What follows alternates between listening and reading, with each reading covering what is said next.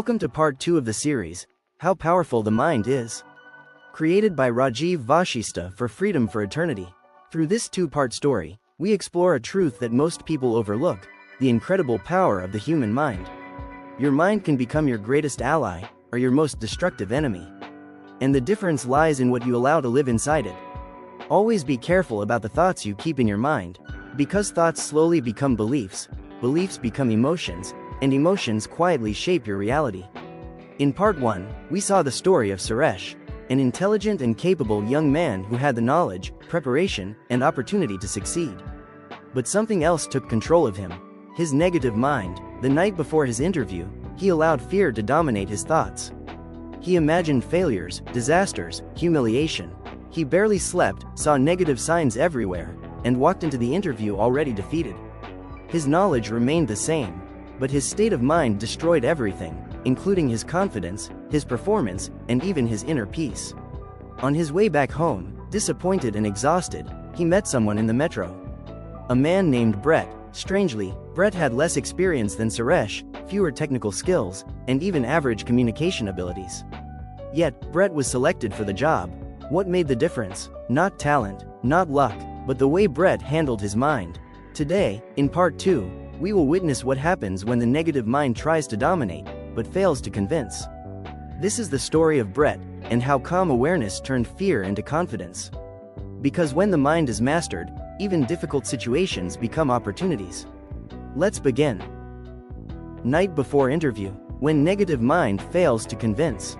Story of Bret, part 2 of series, How Powerful the Mind Is. Chapter 1, Call for Interview. Calmness wins over desperation. Bret had lost his job 10 days ago. 10 days without work, 10 days without income. For many people, that would have been enough to trigger panic. But Bret carried something unusual within him, a quiet faith that life had its own intelligence. He believed that when one door closes, another prepares itself silently. That afternoon, his phone rang. "Hello, is this Bret? We are calling from Orion Systems. We would like you to come for an interview tomorrow." For a moment, Bret's heart raced. Then his mind woke up. The mind immediately started listing problems. You don't have all the required skills. They want client interaction. Your communication is average. What if you embarrass yourself? What if they reject you again? The negative mind was doing what it does best, predicting failure. For a few seconds, Bret felt a wave of desperation. But then he paused. He took a slow breath, relaxed his shoulders, and reminded himself gently, let the mind say what it wants. I don't have to believe everything it says. He opened the job description again. Yes, he lacked a few technical skills. Yes, communication could be better. But he also knew something else. He had enough experience to try. The rest was not in his control. So he sat quietly at his desk and began revising what he knew. Every few minutes the mind tried to disturb him again. What if you fail? But Bret simply smiled. Maybe I will, maybe I won't. Either way, I'll give my best. And slowly, the mind grew quiet. Chapter 2, Creative Visualization. What makes you feel good begins to manifest. In the evening, Bret stood in the balcony of his small third-floor apartment. The sky was painted with soft shades of orange and blue. A gentle breeze brushed past him. He hummed an old tune, something he used to sing during college days. Strangely, he felt happy. Not because he was sure of success, but because an opportunity had appeared. "Thank you," he whispered softly. He imagined himself entering the interview room calmly, speaking clearly, smiling naturally. Even if he didn't know some answers, he imagined himself responding honestly and confidently. The images felt good, and when thoughts feel good, the body relaxes. Later that night, he watched a light comedy movie. Not to escape reality, but to keep his mind cheerful. Because he knew something important. The state of mind you sleep with often becomes the state you wake up with. Chapter 3, Relaxed Sleep. When the mind relaxes, the body follows. Before going to bed, Bret folded his hands in gratitude. Whatever tomorrow brings, I accept it. No desperation, no bargaining, just quiet acceptance. He lay down, closed his eyes. Within minutes, sleep embraced him. Not restless sleep, but deep, peaceful sleep. Chapter 4, Morning Challenges. The mind tests calmness. Morning arrived. For a brief moment, anxiety returned. Today is the interview. The mind tried again. What if things go wrong?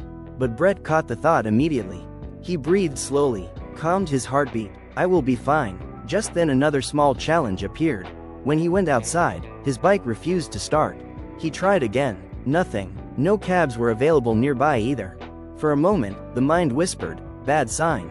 But Bret laughed softly. Or maybe just a broken bike. He picked up his folder and started walking towards the metro station. The metro was moderately crowded. He didn't get a seat. Still, he stood calmly, holding the railing, watching people around him. His mind was peaceful. Whatever the result would be, he had already accepted it. Chapter 5: Pre-interview anxiety. Breath can calm the mind. The reception area was filled with candidates. Many looked nervous. Some were revising notes. Others were pacing around restlessly. For a moment, Bret felt heat rising in his body. His heart started beating faster. Fear was knocking again, but Bret knew what to do. He closed his eyes briefly and focused on his breath. Slow inhale, slow exhale. Within seconds, the storm inside him began settling. The HR executive called his name and asked for his resume. He handed it politely and sat down. Calm, open, ready for whatever life had prepared. Chapter 6: The Interview. Calmness becomes an asset. When Bret entered the interview room, he felt a slight tremor in his body. Fear was still there, but this time, he didn't resist it. He allowed it to exist. Okay, fear is here, he thought. And strangely, the moment he stopped fighting it, the fear softened. A gentle smile appeared on his face. The interview began. Questions started coming rapidly. Some he answered confidently, some required thinking, and a few, he simply admitted he didn't know. But something remarkable happened. His voice remained steady. His posture remained relaxed. His energy remained positive. The interviewers noticed it. Even when he paused to think, there was no panic in him. Just presence. When the interview ended, Bret thanked the panel sincerely. He walked out peacefully. Inside his mind, a quiet decision had already been made. No matter what the result is, I accept it. Chapter 7: Waiting for the result. The final test of the mind. HR asked all candidates to wait. Minutes passed slowly. Some candidates began sweating. One man paced the corridor repeatedly. Another kept checking his phone anxiously. For a moment, Bret's patience also started fading. His heartbeat grew louder. His temples began pulsing. Maybe I didn't perform well enough. But once again, he caught the thought. He reminded himself gently. Winning is not everything. Playing the game with sincerity is. He silently blessed whoever would get the job. May the best person win. And then something unusual happened. A deep calm spread through his body. He felt peaceful, almost detached. He closed his eyes, just breathing quietly. Suddenly a voice called out, "Mr. Bret?" He opened his eyes. "Yes, you need to stay. Others may leave." Bret did not jump to conclusions. He simply looked at the HR executive calmly. Then she smiled. "You have been selected for the job." For a moment, Bret froze. His body trembled slightly, not from fear, but from overwhelming calm joy. Chapter 8: The Meeting with Suresh. Two minds, two realities. On his way back home, Bret noticed a familiar face sitting on a bench outside the building. It was Suresh. He looked devastated. "Why are you so sad?" Bret asked gently. "Didn't you already have a job?" Suresh shook his head. "No." Bret sat beside him. "Then what's bothering you?" Suresh sighed deeply. "I cannot remain fearless, no matter what." Bret looked at him thoughtfully. He didn't see weakness in Suresh. He saw a man trapped in his own mind.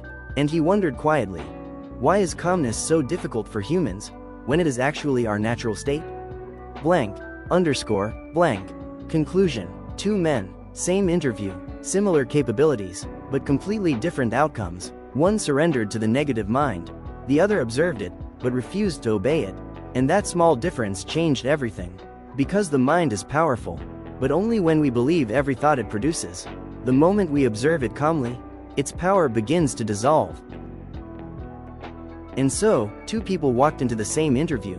Both had abilities, both had preparation, both had the same opportunity. Yet their journeys ended very differently. Suresh allowed his negative mind to dominate him. Every thought of doubt became truth in his mind. Every fear became a reality he believed in. And slowly, he lost not just the interview, but also his confidence and inner peace. Bret, on the other hand, faced the same doubts. The same fears tried to enter his mind. But he chose something different. He observed his thoughts without surrendering to them. He calmed his body, he trusted the process, and most importantly, he refused to believe every story his mind created. That small difference changed everything. This story reminds us of a deep paradox about the human mind. The mind is extremely difficult to defeat, and at the same time, extremely easy to defeat. It is difficult when we blindly believe every thought it produces. But the moment we observe it calmly and refuse to obey its false narratives, its power begins to dissolve. Life is what it is. But the stories we allow our mind to tell us about life often shape our destiny. If we keep believing the mind's fearful stories, our life will shrink. But when we stop believing every thought, and start acting according to our inner wisdom, life begins to open in unexpected ways. This two-part story on the power of the mind was created by Rajeev Vashista for the Freedom for Eternity channel, to remind us that our greatest battle is often not outside us, but within us. And the moment we learn to handle our mind with awareness, we reclaim our freedom.